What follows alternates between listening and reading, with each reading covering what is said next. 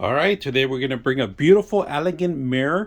If you guys can see, this is a 30 by 36 mirror. It's about 2 inches thick, and I verified it. If you guys can see that it is a 2 inch thick mirror. Now, this one, they have various colors. It comes in gold, silver, and of course, rose gold, as you can see that.